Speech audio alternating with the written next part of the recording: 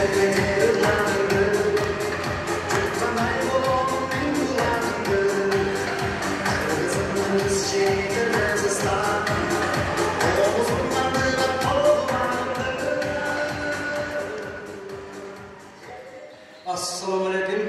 hurmatlı жерлештер, hurmatlı туғандар.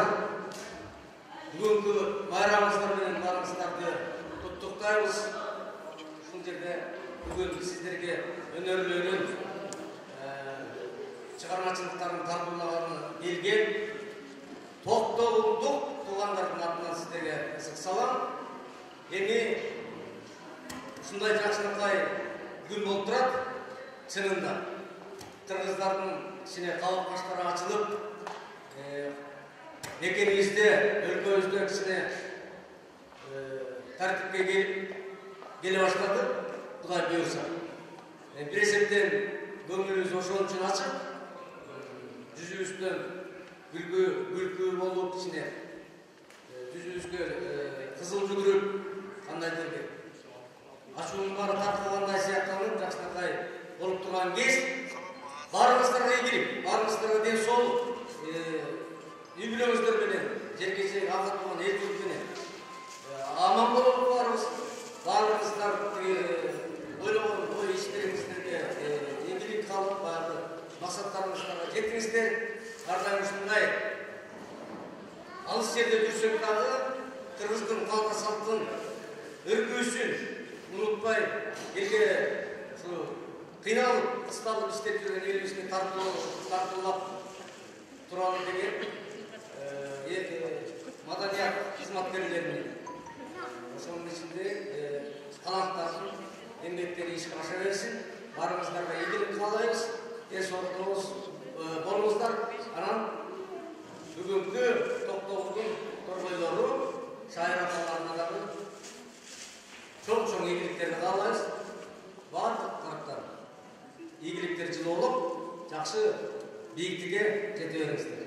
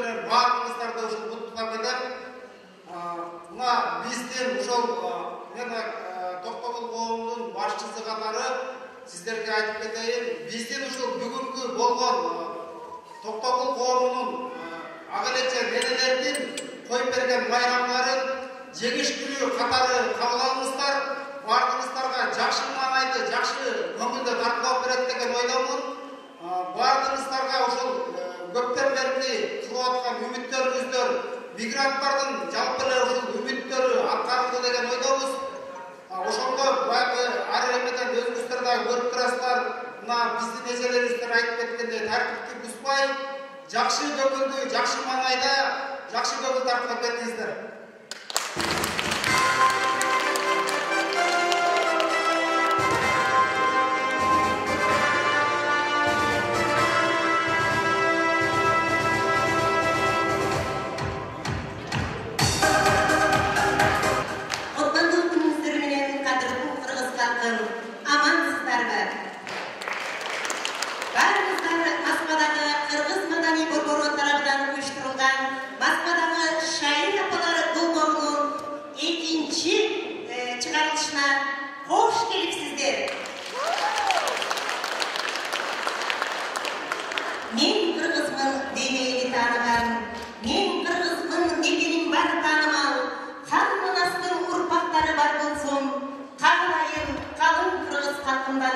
Бүгүнкү чыгарылыш ата мекенибиздин тынчтыгы, элибиздин биримдиги, ынтымагына арналмакчы.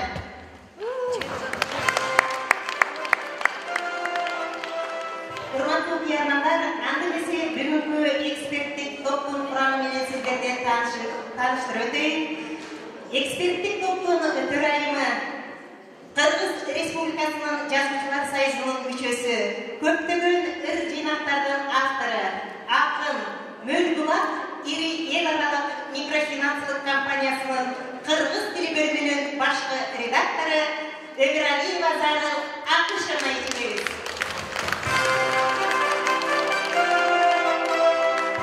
Мурдинов Дениз агайыбыз, маданияттын мыкты кызматкери, көптөгөн сыйлыктардын ээси, республикалык фестивалдардын лауреаты, Жумабек Шералиев атындагы сыйлыктын ээси Масатчы агайыбыз. Ошондой эле Айнаш Козубаева эжебиз, Москвадагы Аян театрынын жетекчиси. Гүлжан Давлетбековна эжебиз, Я деловая женщина журналынын башкы редактору, бизнес-вумен, маданий борборунун башкы демөөрчүсү. Урматтуу мекендештер, өзүңүздөргө маалым, Москвадагы шайыр апалар борборунун биринчи бетачары бир нече айлар мурда болуп, анын бетачарын бизден аппашылык шаңданган шайыр апалар өздөрүнүн татнагай таланттарын көрсөтүү менен баштап, биздин топ-тогулдук шайыр апаларыбызга узатышкан. Андемесе сиздердин кол чабыңыздар, сиздердин колдооңуздар менен топ-тогул атабыздын кыздары, ардактуу апаларыбыз Москвадагы топ-тогулдук шайыр апаларды куттуу сахнага тосуп алалы.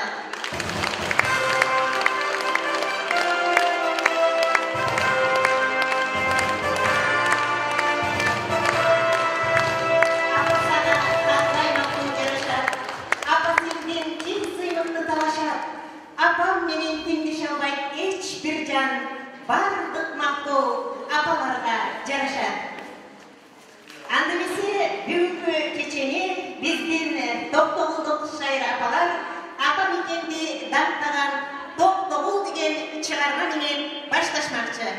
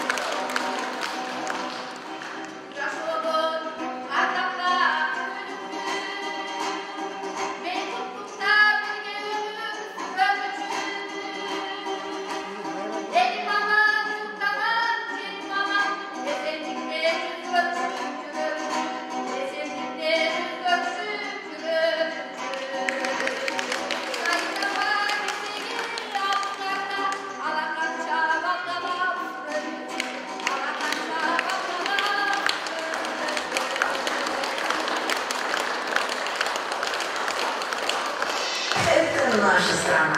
Sizler bilen salamdaşkan bizim abalar Rahat jana Gülmira abalarımız oldu. Yeni кезек көркем okuda.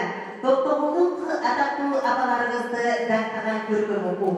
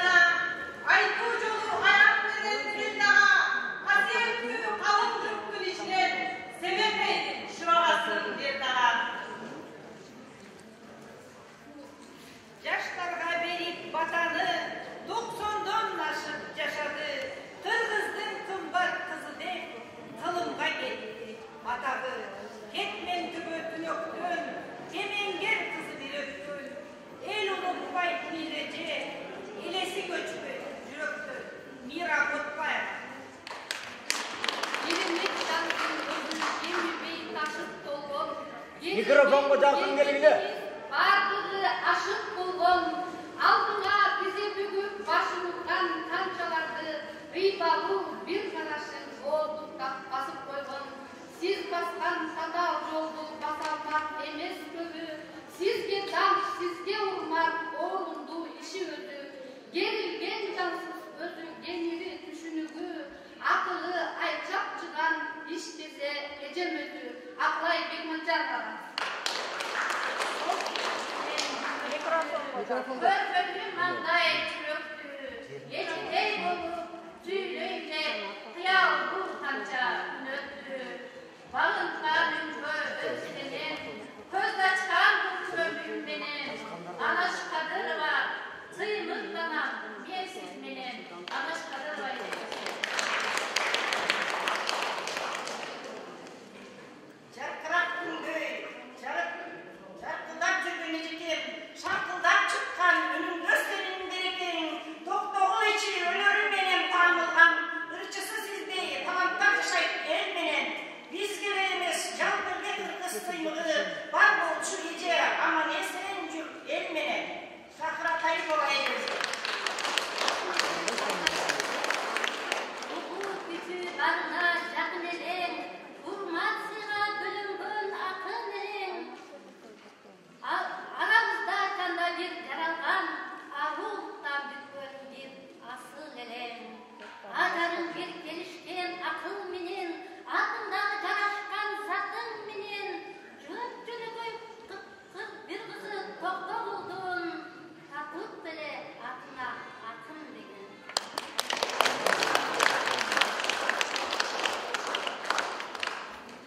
Мира Бокбаева, Светичи Сейдинова, Алмаш Жойбекова, Анаш Қадырова, Ақлай Бекманжан апаларымыздың сіңдеріне қол чабуға болсын.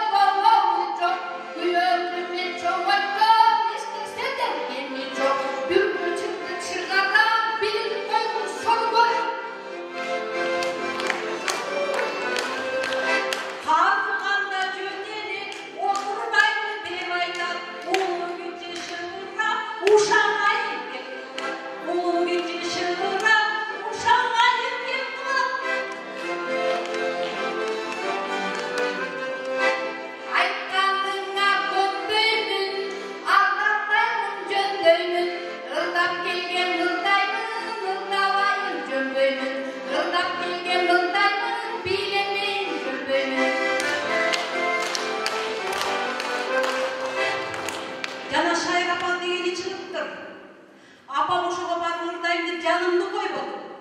Aytsam da olmadı. Meylemi yönetip koyuyorum. Apa ki? Apo.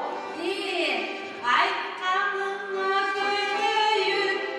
Çarşı başım örüyüm. Ak giyindim öpülüm. Akla mesut gönlüm. Ak giyindim öpülüm. Akla mesut gönlüm.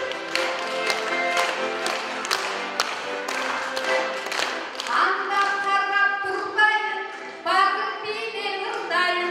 Kargıdım de oturlar, kalka kızma kılayım. Kargıdım de oturlar, kalka kızma kılayım.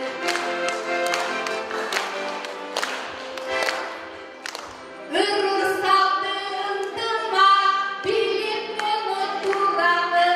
Bülbül kızınız kaldıma, galim kızma kırmalı. Bağır kızınız kaldıma, galim kızma kırmalı.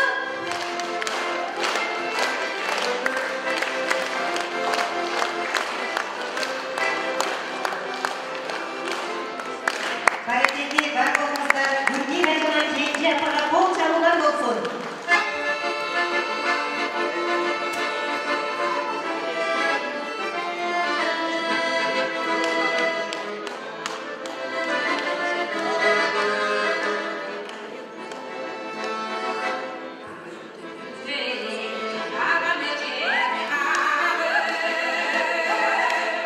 Gölgenin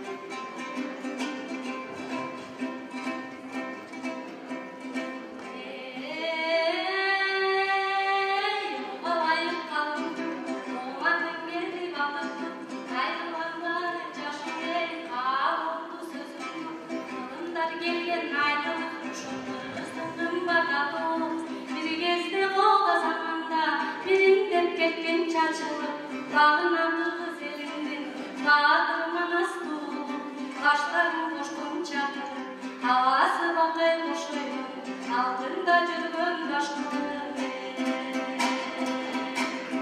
koşula kılmanlardan kalgan söz adalardan algan söz adal emgek akniyet har insanga balgan söz Allah Taala jaratkan hak dilini salgan söz kırı saldı ıntımak rahatla angan söz ıntımak rız birlikte eyman baktalayın çileşti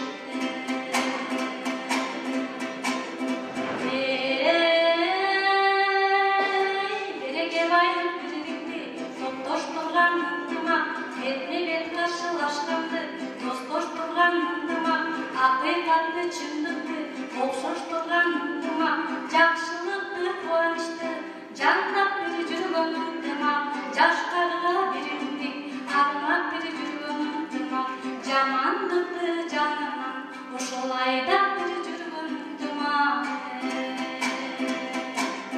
Jadiragan demilep jayday bir bo'lot undima Jan-janvar barna bag'day bir bo'lot undima Janıp turgan jaqtirab şamday bir bo'lot undima Jaqtirmagan jir-jirge barbay bir qo'yot undima O'ylag'onni maqsadli o'rindatar undima Omin deb attansan o'shul jo'lingdima chaqindima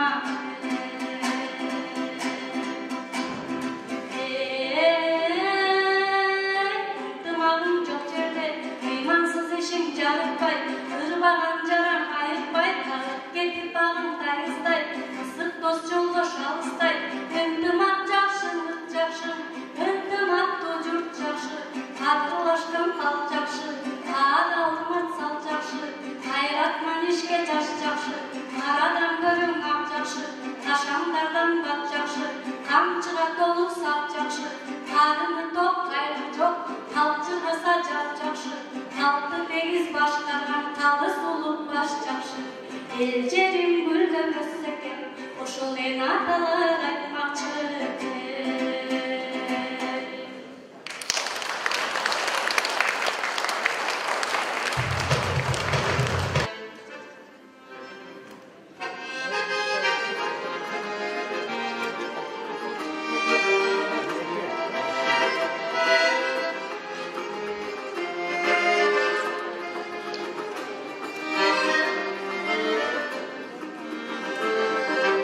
Yarın düğüne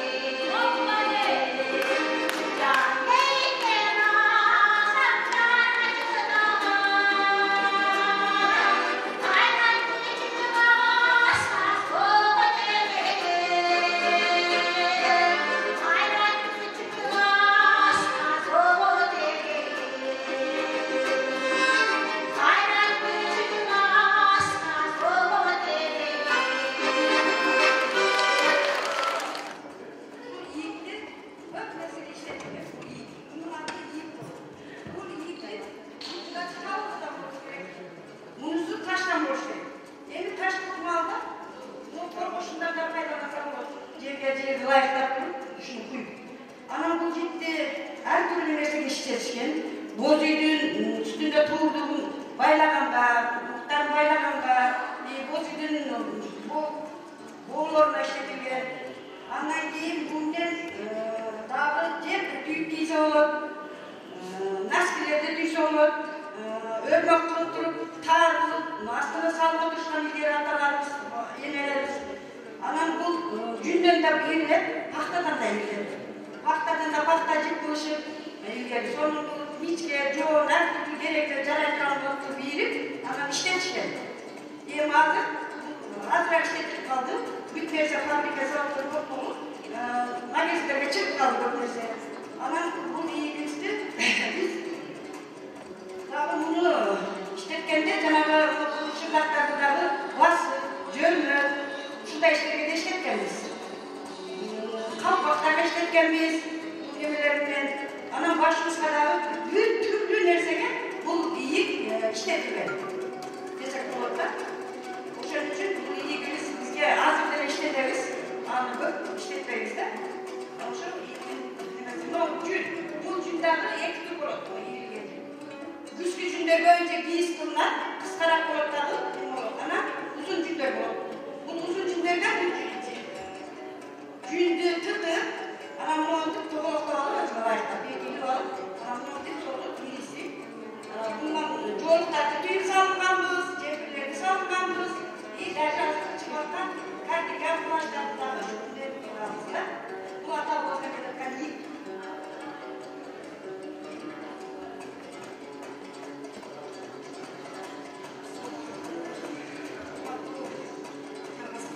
Баарыңыздарға белгілі, бұл менің қолымдағы баарыңыздарға белгілі илеки деп аталат. Бұл илекини кыргыз байбичелери, келиндери кийишкен, жашына жараша илекини аргандар орсо болот. Бұл илеки 21 метр ак суттан оролот. Буну кыргыз калкы элибиз көчмөн келгендигине байланыштуу жолдо жүргөндө келиндер көз жарып калса, наристени жарып жүрүп алып келгенде ушул илекини жазып ийип ошол менен тозуп алышкан. Экинчиси жанагы айткандай эле көчмөн келгендигибизге байланыштуу узак жолдо кетип баратканда адамдар көз жумуп калса ошого дагы экин катары пайдаланышкан. Азыр бул илекини эми өзүбүздүн жети дуанга баарыңыздарга белгилүү ар кандай оруп жүрүшөт. Бизде азыр Токтогул районунда бир эжекебиз оруп атат, ушунчалык көркөмдүү кооз болуп оруп атат. Биринчи могу жердеги башталышын эле 5тен катарлык оруп атат да, себеби дегенде 5-5тен 5 бала сүйүсүн деген эжекебиздин ырымы. Андан кийинкисин 7 кабат кылып атат. Ал 7 туугандын мээримдүү энелери дайым мээримин төгүп бүт Кыргызстандын дүйнөгө таркатып бириктирип турсун деген ниетте жасалат. Андан кийинкиси 9 кабат кылып атат. Бул деген баарыңыздарга белгилүү Уйма энебиздин 9 сыяктуу жакшы ой менен ушундай жакшы илекин оруп жүрөт. Баарыңыздарга ыраазычылык, ийгилик каалайм. Бардыгыңыздар ушундай илеки кийген даражага жетип, бактылуу байбиче болуңуздарга тилектешим.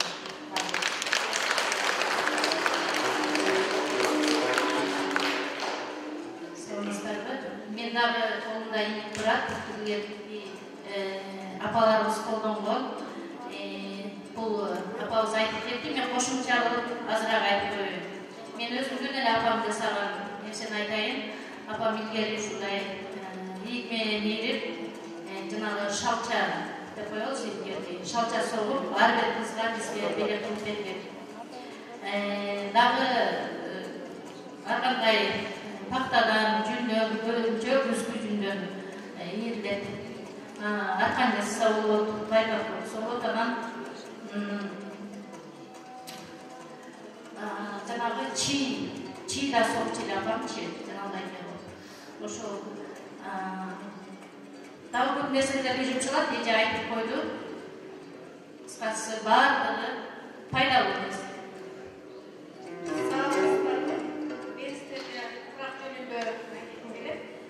Бул кыргыздын илгертеден куралып келген курагы калыба курак деп аталат, кээ бир жерлерде чи курак деп аталат экен. Бул курактар жер төшөккө куралат, боз үйдүн ичине туш тийизген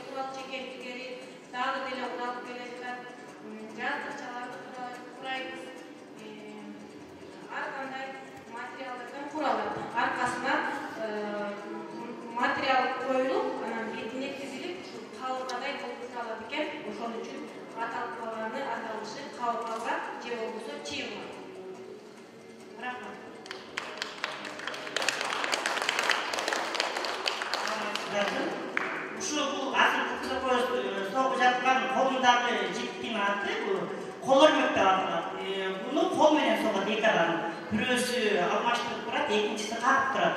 Муну кол өрмөктүп коюп, эгер кааласаңыздар көрсөтөйүн, жаныңыздарга карайын.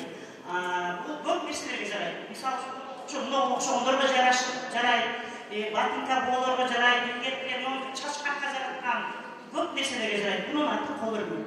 Рахмат сиздерге. Көпчүлүк жерде жаштар көбүнчө илгерки баягы мурунку биздин курактагы карып калган бизге окшогон 60-тан өтүп калган жаштар курактарга түшүнүшөт, азыркы жаштар бул кол өрмөктү түшүнүшпейт. Азыр эми көбүнчө эле жанагындай өкмөт чыгарткалы эле шнур дешип эле, шнур тагышып калышат, бул өзү кол өрмөк деп коет да. Азыр сиздерге жеткирип коеюн, эгер мүмкүн болсо көрүп койсоңуздар болот.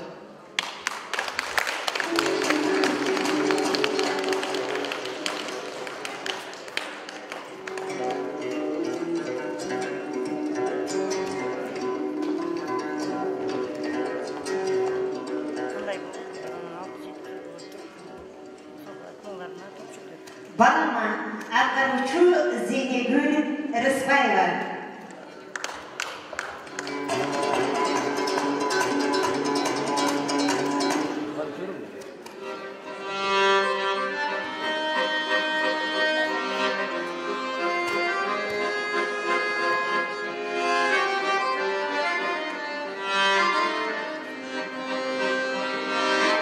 Bir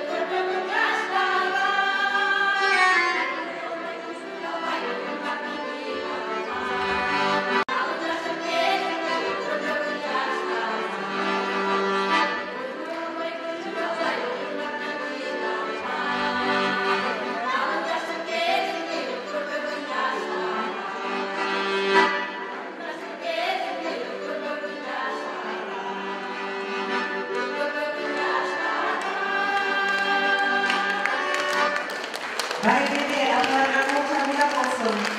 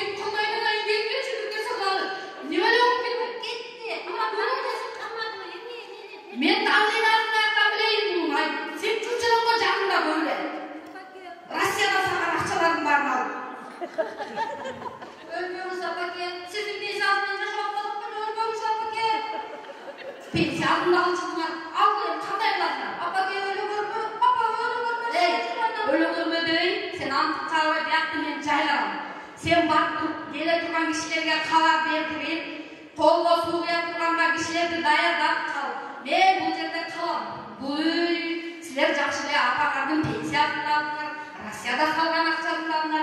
El ko'pchilik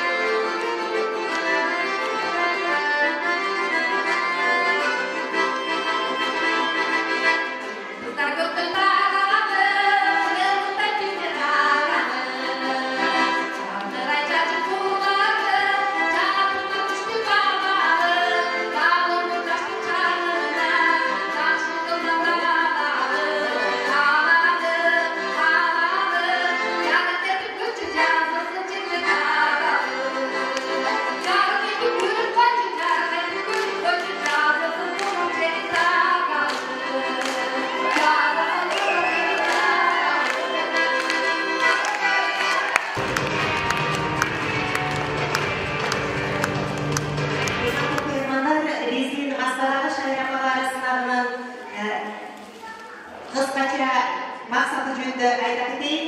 Улуу муундардан үлгү алуу, айымдарды сулуулукка, арулукка, маданияттуулукка, данышмандыкка, тазалыкка, элибиздин үй менен каадасатын терең урматтоого, чебердигин, чыгармачылыгын, ишмердигин тазалоого үгүттөө.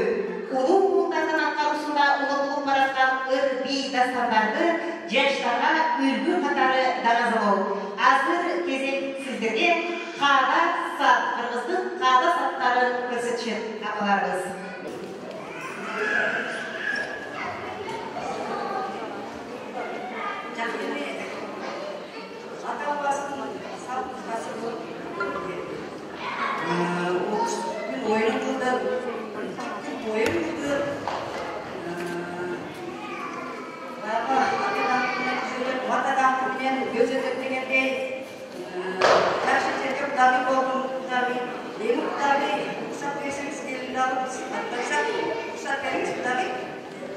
О, doğru айтасыз Құдағай.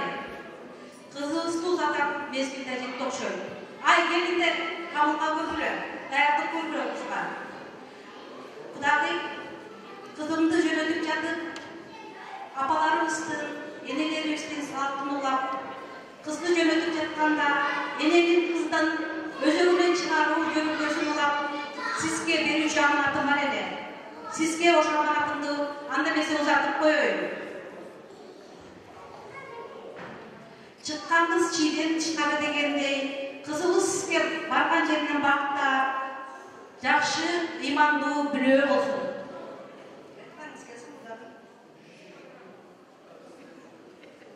Мынаке, ақ матаға қойып, ақ кебес бердім. Ақ кебес берген себебім алған келінен естім үлесі, ақ кебесте жұмшақ болып, ақ пейілді келін болсын дегенім. Ağa koşup sarımay verdim. Sarımay verdiği sebebim algan gelininiz bargan yerin kutunu yutkan ırıska şerik gelin olsun degenim.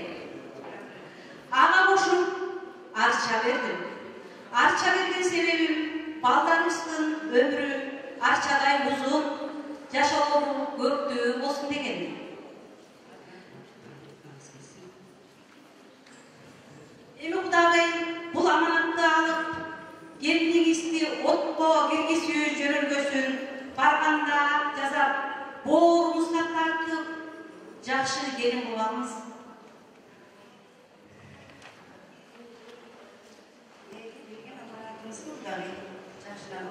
Анда месе кызымды узатып жатып, эне тирегин менен узатайын. Анда о мен дейли. Айланайын кызым, барған жеріңден оты жансın, ошоғын толы қайнасын, кереген кең, босоғын бекер, уғын ұшты, түндігін биік болсын. Мөмірегін дарақ болып, қанат бұтағын жайылсын. Қайнатаңды қандай көріп, қайненеңді жандай көріп, қаян тұтты өсте көріп қағылайын. Барған жеріңден қадыр бақына жетіп, нарту, дөлөттү, бабича болығыр. Барған жеріңден бағайсын, оң. Анда месе келіндер, өз жөніңді баштағыла.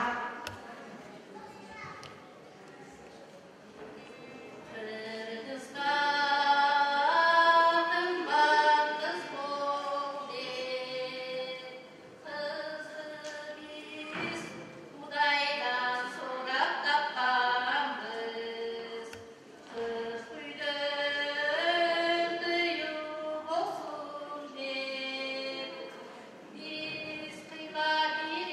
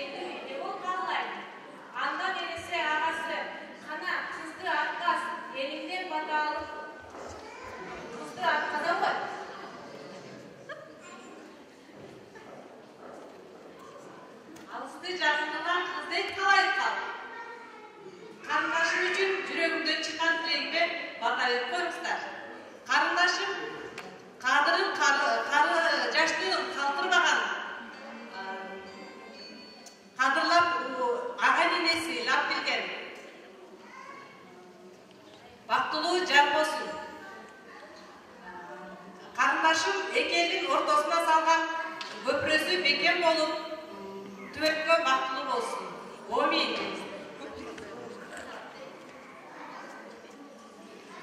Жеңеке, келиңиз. Балабызды алып чыгалы. Куш болсун, дайыр болдук же. Жүрүңүз.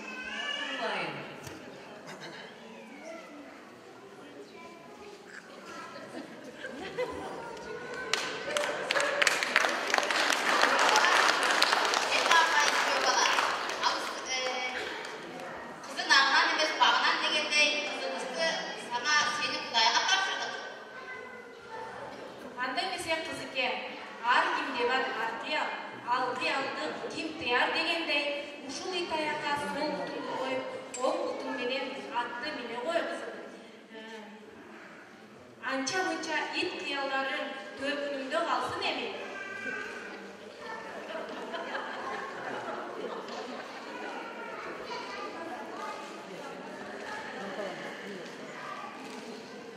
Жакшы калдыла. Рахмат Кудайым.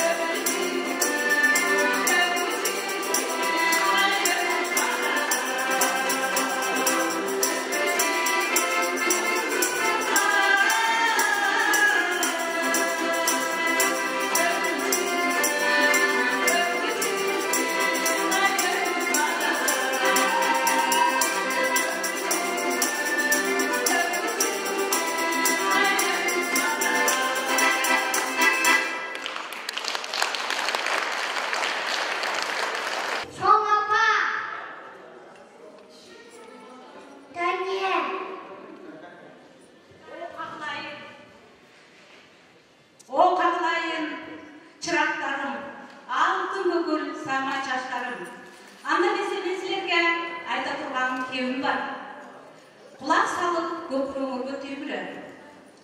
Силердин жериңер ак тоолуу, аскалуу, бийик ала тоо болот. Элиңер кылым карыккан касиеттүү, ак калпакчан, ак элекчен кыргыз эли болот. Азыр чыркып болсоңор, кийин жетирип, мөбөлүү тарап болосуңар. Ошондо угуп айта жүрөсүңөр калайдары. Анда билсе, кыргыз элинин сыйынганы жараткан көктөгү теңирим, жаратканын Кудайым Алла Таалам деп сыйынабыз. Баалаганыбыз эле тилибиз болот. Эң улук ыйык тамагыбыз нан. Ал эми таянабыз, жөлөдөрүбүз, арнабыз, алиирибиз. Сынчыбыз өзүбүздүн элибиз жана чөйрүбүз болот. Сыймыктанган кесибибиз куш таптоо, тулпар таптоо, мергенчилик жана комуз шертүү. Эң башкы сүйлүчүбүз бул уул баланын төрөлүшү. Кагалайындарым, кыргыздар аял затын баалап баркап кетишкен. Өзгөчө кыз кишиге көңүл бөлүп, кичинекейинде папестеп, акыл назатын айтып, бирөөнүн бүлөөсү экенин кулагына колунда күйүп келген. Ошол кездеги элдин баатыр апаларды көрөгөн Чыйырды апабыз, Камикей, Айчүрөк, Арык апаларыбыз жана Курманжат апаларыбыз. Ошолор тилегин тилеп, эмгегин кыргыз эли үчүн калтырып кетишкен. Эми ошол калтырып кеткен апалардын тилегин улай биз дагы омен деп тилейли. Келгиле, омен. О кагалайын жараткан көктөгү теңирим, жалынмак бизден жалгамак өзүңдүн. Тиленмек бизден тилекти кабылмак өзүңдүн. Жалпы адамзатка акыл эс беригөр. Жүрөгүбүзгө мээрим, көкүрөгүбүзгө ыйман беригөр. Түбүбүз түктүү, башыбыз бийик. Белибиз бекем, өзүбүз таза. Денибиз нурдуу, жаныбыз аруу. Духубуз күчтүү, рухубуз бийик болсун. Карларыбыз кадыр баттуу, энелерибиз када сактуу, жигиттерибиз эр жүрөк баатыр болсун. Кыз келиндерибиз айөрдүү, ыймандуу болсун. Жерибизде тынччылык, элибизде аманчылык болуп, жакшылык орношсун. Өзүбүздүн жашообузга, мекенибизге адилеттүү падыша келсин. Ажолуу бололу. О жараткан кыргыздын ооматы, дөөлөтү келип, дөөлөттү үстү. Кыргыз жерде дөөлөт орносун. Омен. Жүргүлө каалайындарым, өз кичүүбүлөр болуп, силердин ата энеңер туулуп өскөн кеткен төөрөнүн силерге көрсөтүп чыгайын. Жүрөгөй булга чиркөлөр. Thank you.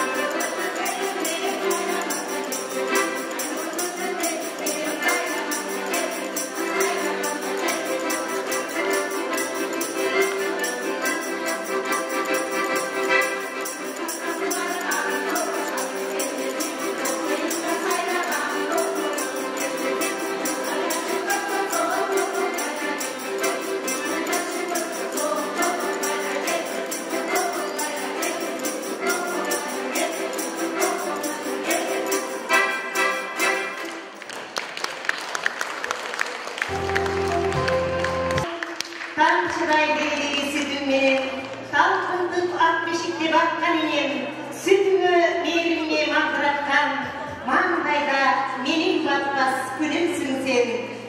Канчалык дос болдук, канчалык кыйынчылыктар болбосун, аларды жеңип, мынтип бүгүн улуттуу сахнаны көргүн ачып, Москванын кечтерин шаңга бөлөп турган токтогулдук шайрапаларыбызга кол чабуулар болсун. Азаматсыздарга, батырыңыздар, талантыңыздарга таазим.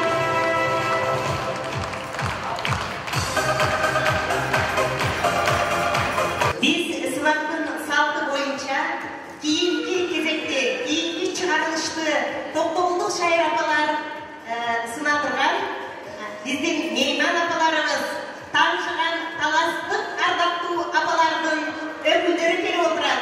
Анда эмесе кол чабуулар менен биздин таластык апаларды сахнага чакырып алалы. Урматтуу бүгүнкү шайрапалардын көрүүчүлөрү, мына бүгүн биз дагы ушинтип шайрапаларыбыздын кезегин даярдап өткөрүп тапшырууга биздин ушул Талас областынан келип отурат. Анда эмесе биз ушул шарт боюнча, салт боюнча кезегибизди ушул Талас областына өткөрүп берели. Ошону менен бирге эле ушул жерде отурган бардык кыргыз мекендештерди, бардыгыңыздарга ишиңиздерде ийгилик, ден соолукта болуңуздар, бар болуңуздар, иштериңиздерде ийгилик болсун, эл журтубузга аман эсен кетели.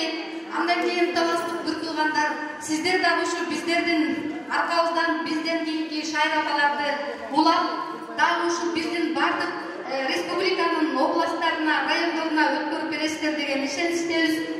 Шайрапаларына көңүлдүү өткөрүп алыңыздар. Анда эмесе биздин кичине чаган бийлигибизди алып коюуга уруксат этиңиздер. Боз үй улуттук мүлк, боз үй элдин сергек акылынан жасалган, чебер колунан жасалган буюм эч нерсеге өлчөгө теңдешсиз. Келиңиздер кол чабып коштоп болуп туралы ардактуу апаларды.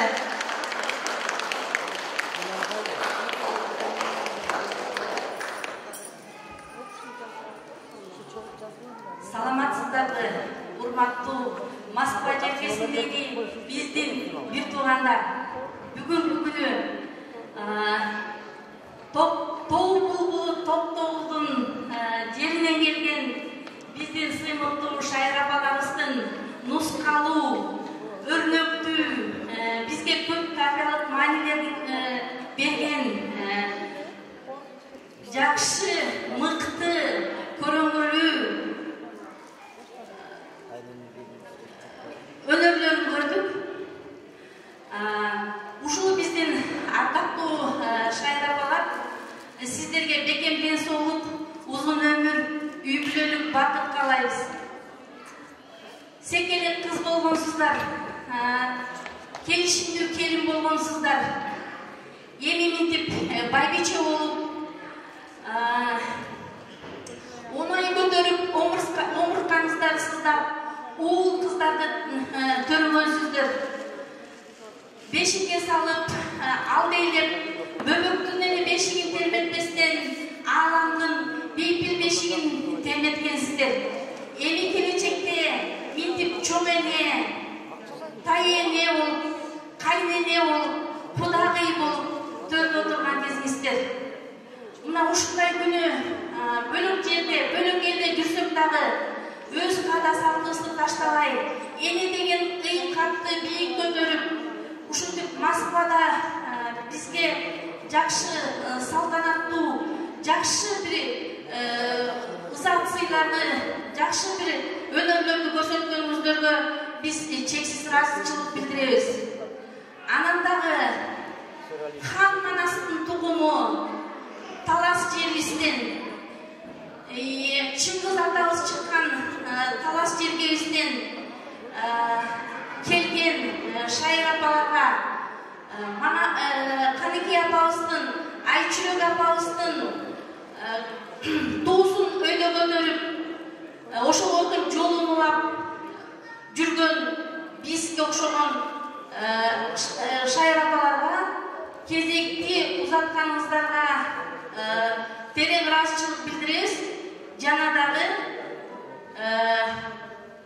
биз дагы ушу сиздерден өрнөк алып, ушу өрнөктү узартып учун бизден кийинки муундарга, бизден кийинки кыз-келиндерге жакшы өрнөк көрсөтүп беребиз деп ойлойбуз. Рахмат сиздерге. Терең ыраазычылык билдиребиз. Урматтуу токтогуздун шайыр апалары, биз дагы ушул Таластан келип, ушул жерде Москвада жөн серик үчүн өзүбүздүн подаркабызды берип коелу дедик. Бул жерде көрүп турасыңар, бул деген белектерибизди берип коелу деп атабыз силерге.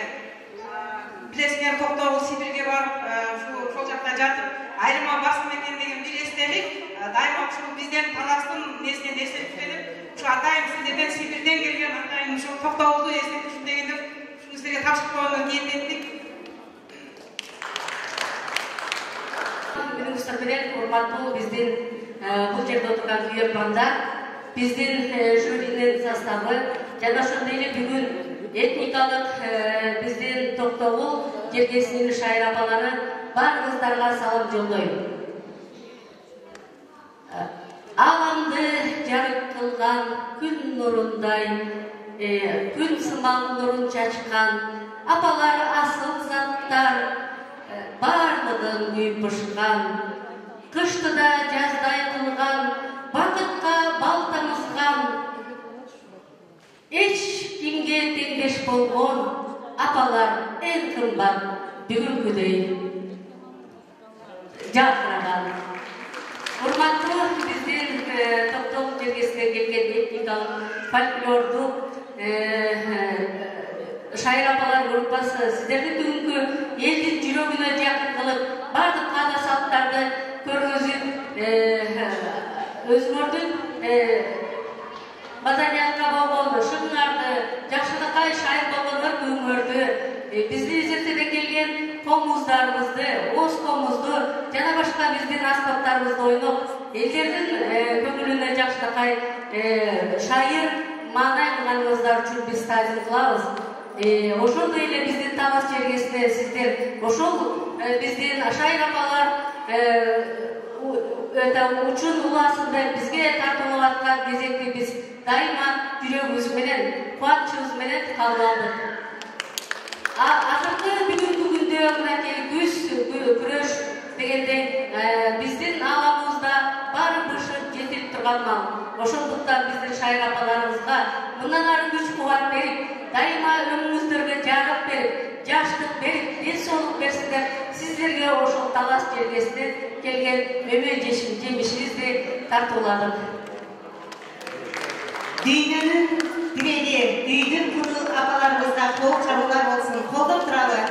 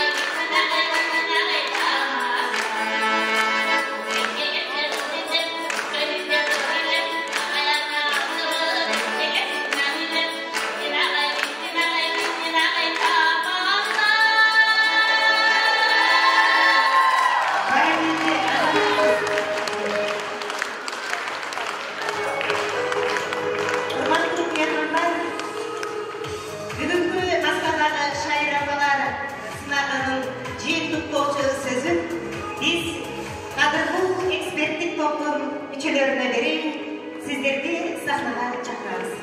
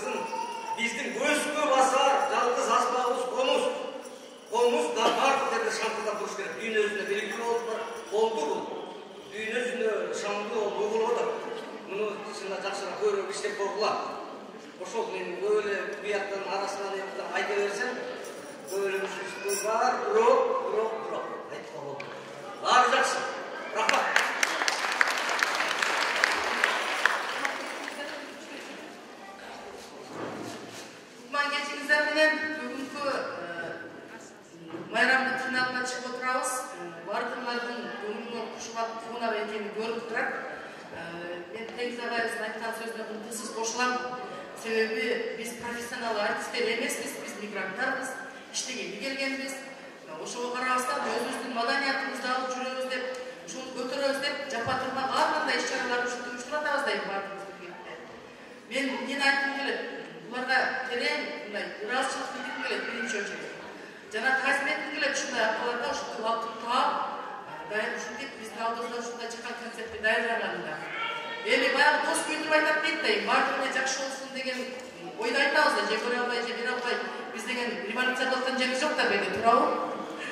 Бүгүн байрам, ошентсе дагы мындай байрамдарыбыз мындан дагы шаңдуу болуш үчүн бири-бирибизге анча-мынча ушундай замечаниялерди беришибиз керек да. Мен ушул баягы сахнада өзүн алып жүрүп, сахнада өзүн тутуу, этика, эстетикаларына бир аз эскертүү берип кетейин дедим эле. Татлакай апалар, татлакай кыздар, келиндер, сиңдилер бардыгыңардын кийген кийимиңер да жарашыктуу, күлкүңөр да жарашыктуу, баары жакшы. Профессионал актриса, артистка болуп силер мындай мына жерди мынтип катар кылдыңар деп айткандан алысмын, бирок ошону өзүңүздөр жакшылап иштеп чыксаңар. Мына бир өтө чоң замечание кылайын дедим эле. Көркөм окуу болуп атат. Токтогулдун өтө атактуу айымдары жөнүндө болгону 2 куплеттен гана ыр экен. Ошону окубай жапка, биреже жапка айттым, ал жерден бириңер. Өтө толкундагы менен кабыл аласың да, мындай окуп турган адам. Калгандар ушу кагазда аласып, мындай оюңардарды ушул бере турган адамдын образын жакшы чагылдыра албай калдыңыздар. Себеби бул Токтогул талантка бай, өнөргө бай, эмгекчилге бай, атактуу адамдарга бай өрөн. Ошону даңазалаганда ушунчалык жүрөк менен 4 сааттын метрде кетип да жаттап койсо болот, орусча эмес кыргызча, тем более. Ошого эскертип кетейин дедим эле. Сиздерден сураныч, кагаз карабаганга, ырдап атканда тексттерден адашпаганга аракет кылыңыздар. Себеби агай бир аз аяп айткан жок, мен айтпай койсом болбойт. Себеби башка бирлерге да сабак болуш керек. Бул ырдап атканда текстти унутуп калып атасыздар, бириңиздер калып атасыздар, бириңиздер өтүп кетип атасыздар. Бирок үйүндө ырдап аткан ырда, ойноп аткан инструментте эч кандай бир мүчүрүштүк жок болгону тартынуу, кысылуу болуп атты да, дискомфорт деп коет го орусча айтканда. Ушул эле жок болсо биздин өнөрпоз айымдарга мен өтө терең ыраазымын, чоң рахмат деп айтмакчымын. Театралдык өнөрдүн эстетика, этикасын жакшылап өздөштүрсөк эле сонун болот. Рахмат. Эме кыстырма айтып калганчы, мен эме ар бир жеке номерге токтогонду болбой атат убакыт жок. Бирок кыздарай деген жакшылыкка чыгарманы. Сөзү Токтогул Сатылганов атабыздыкы, обону кимдикин билбейм да, сылам. Бул аткарчылык жөнүндө бир кичине сөздөрүн таптап каттап туруп алып чыксаңар, абдан сонун боло турган экен. Мен биринчи ушун бул жөнүндө бул болгон. Бул бир. Экинчиси, келбесин, келгендеги келбесин, анан ушундай деген эки келбесин эки түрү бар. Токтогулдун түрмөдөн келгендеги келбеси бар. Сөздөр башка. Чоң кербес деген бар. Чоң кербес деген чоң күү. Ошол чоң күүнүн киришмеси келип туруп, анан кийин адам ырдын сөзү менен коштолуп кетет. Экөөнүн айырмасы бар да, аспан менен жерде айырмасы бар. Анан кийин эки Токтогулдун кербесин 7 куплет. Ошол 7 куплетти Татлакай башынан аягына чейин жаттап коюңуздар дагы, бул дагы абдан сонун чыгарма. Анан конус сөзсүз түрдө конустун коштоосу жетишпей да жакшы эмес. Мандугеч, амансыздарбы? Бүгүнкү майрамыңар менен барыңарды. Анан менин айта турган немем оформление, кийим-кече, кыргыздын кандай сонун көйнөктөрү бар, кандай сонун кийимдери бар. Биз анын баарын унутуп баратабыз да. Бүгүн болсо биз ошо Кыргызстанга барып келгендей эле болдук да. Барып келип, кандай сонун кийимдер. Мындайды биз илгери эле кайсы жылдары илгери болчу да, илгери кийген. Азыр болсо мындай көйнөк жок эмес. Бүт эле Европага, орустардын эмесине өтүп кеттик. Айтарым рахмат, тазим. Ушундай сонун көйнөктөрдү көрсөтүп, башкача өзгөчө эмелерди көрсөттүңөр. Рахмат.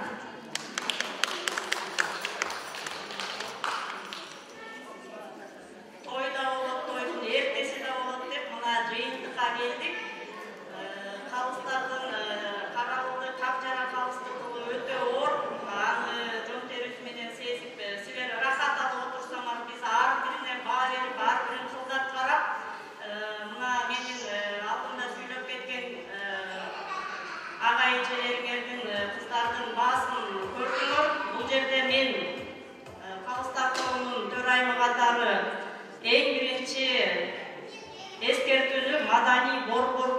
жетекчиси урматтуу Гүлшайыр Мурзабаевага бергим келет. Маданий борбордун уюшулганына 5 жылдан өтүп калды, Кудай буйруса, канчалаган иш-чаралар, долбоорлор ишке ашып атат, канчалаган адамдар таанышып атат.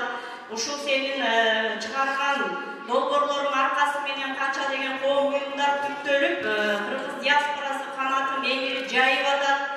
Болгондо алып баруучу экөөңдүн ушул жолу дагы канчалык иш-чара өткөн сайын мен эскерттим, бирок бүгүн өтө катуу эскертүүнү туура көрүп атам. Алып баруучу экөөңөрдүн иштегениңер дагы биздин купулга толгон жок. Себеби дегенде ар бир программадагы аткарып аткан ырчылардын толук аты жөнүн атаган жоксуңар, ошону пунктка киргизип койшайык. Ар бир чыгарманын авторун кошо издеп таап, кимдин обону, кимдин сөзү, аны дагы айтышыңар керек. Ушуну дагы ар бир долбоорго катышкан командаларга эскертүү берип, ошол жагын көзөмөлгө алып коюшуңду суранам. Ал эми Токтогул айымдарына мына канчалаган кыйын кырдаалга карабай даярданып жасаган аракеттери үчүн биз таазим айтабыз.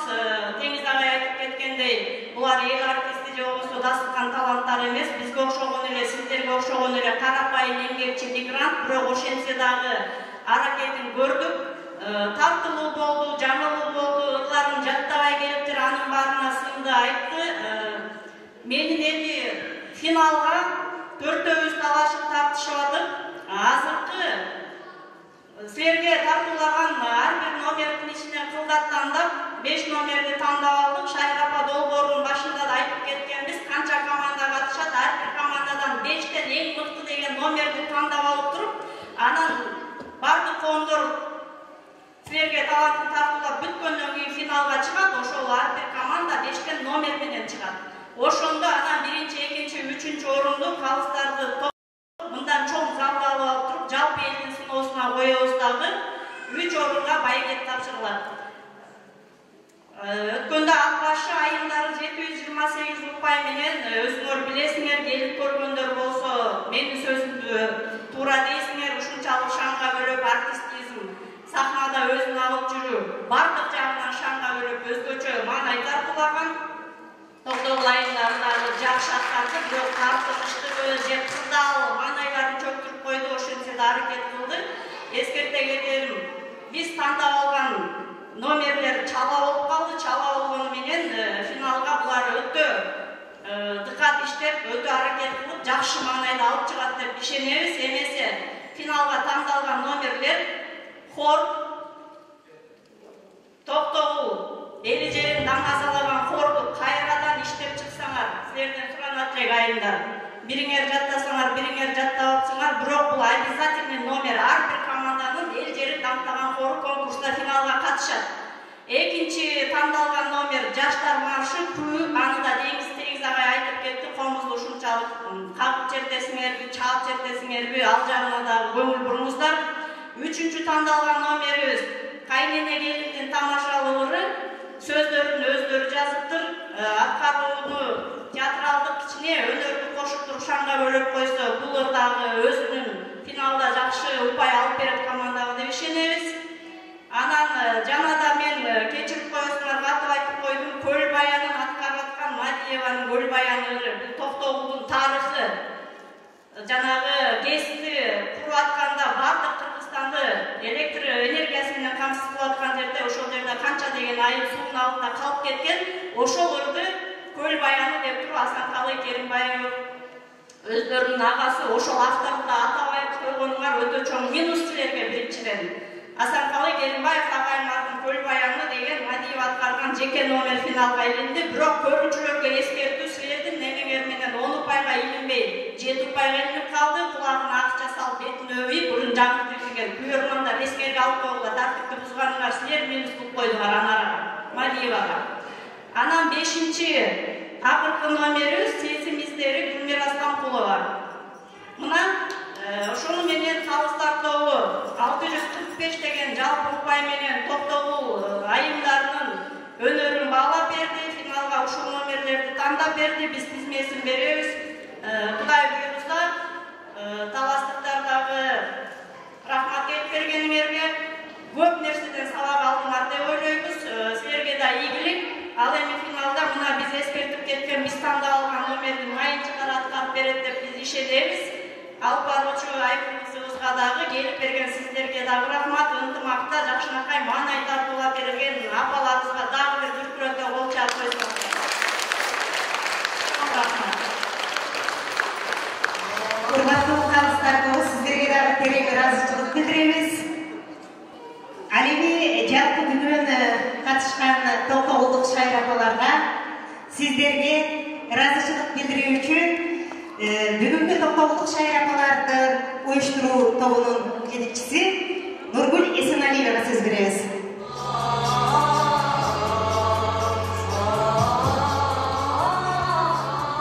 Урматтуу жердештер, рахмат сиздерге келип бергениңиздерге, коштоп колдоп. Урматтуу калыстар, сиздерге терең ыраазычылык. Өзүбүздүн каталарыбызды сезип атабыз, билип атабыз. Бирок биз дагы бизге да туура түшүнгөнүңүздөргө дагы чоң рахмат. Себеби баары апаларым ушул анча иштеринен калып, бир жумада 4 жолу, бир айда 4 эле жолу келип ушундай даярдыкка жетиштик. Себеби карантин болуп дагы үйдөн чыга албай калган убактарыбыз болду, көптөгөн тоскоолдуктар болду. Бүгүнкү күнгө чейин ушул жерге чыгып аткан кезде дагы бизге аябай дегендей сөздөр айтылып, аркабыздан улам телефондор чалып, мынакей азыр кармап кетет силерди, настроениябызды түшүрүп, ырларыбызды жоготуп койдук. Ушундай күндөр болду. Сиздерден кечирим сурайт ал үчүн. Анткени биз дагы жакшы эле жакындап баарыбыз жакшы сонун ырларды жакшы эле аткаргандай болгонбуз да. Келип эле ушундай болот экен, сиздер дагы терең түшүнөт деп мен сиздерге ишенем. Андан кийин мен ушул келип берген бардык каталарга чыдап, келип берген апаларыма мен чоң рахматымды айтам, таазим кылам сиздерге. Сиздер бизди ушул колдоп келген биздин төрагабыз Нуржан Алыбековичке дагы чоң рахмат. Жердештерибизге, айылдаштарыбызга, айыл башчыларыбызга, бардыгы колдоп келгениңиздерге, башынан аяк колдоп бергениңиздерге абдан чоң ыраазычылык билдирем сиздерге. Ушул башка шаарда болсо дагы элим жерим намыс үчүн деп Сургуттан өчүп келген эжебиз бар, кызы менен Гүлмир эже сиздердин тандооңуздарга ийгин отурат. Сизди куттуктайм. Рахмат сизге. Дагы мен айта албай калган, айтылбай калган адамдар болсо, баарыңыздарга ыраазычылык. Бизге макияж кылып берген кызыбыз бар. Бардыгыбызды сулуулап ушул жерге Айза деген кызыбыз бактылуу кыз болсун. Дагы аксакалдарыбызга дагы рахмат. Бул жерде кызмат кылып берген Дамир мырза, Села мырза, бардыгына мен бардыгыңыздарга чоң таазим кылам, рахмат айтам.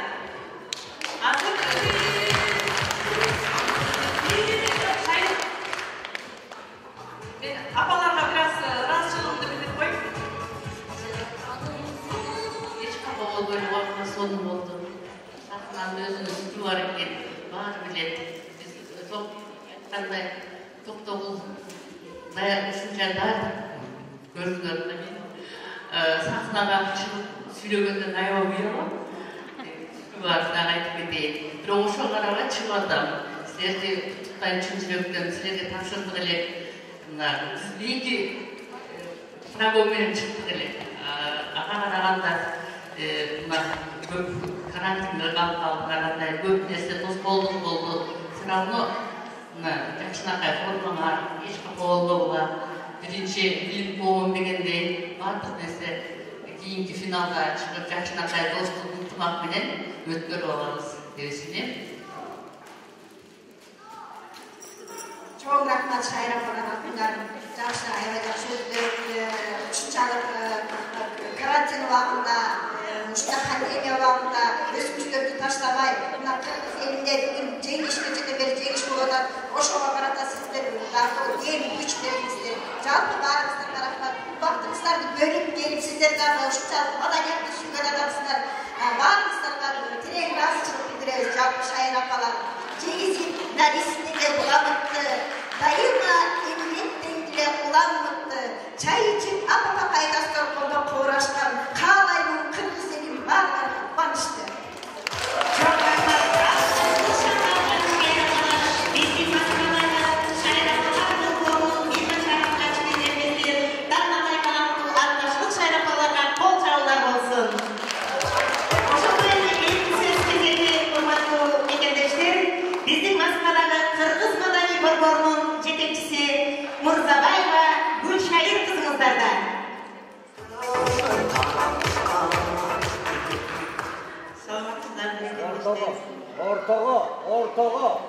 Ortağa ver. Ama ortağa ver. Ne? Öpüme bir canım var mı oğlum?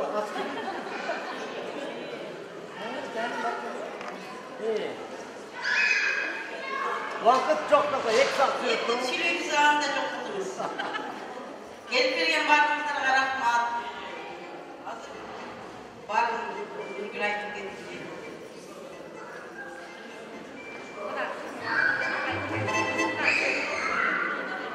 Elinizde kırıştık olsun, kırışmak olsun. Bakım kıyımsızlardı. Cengip.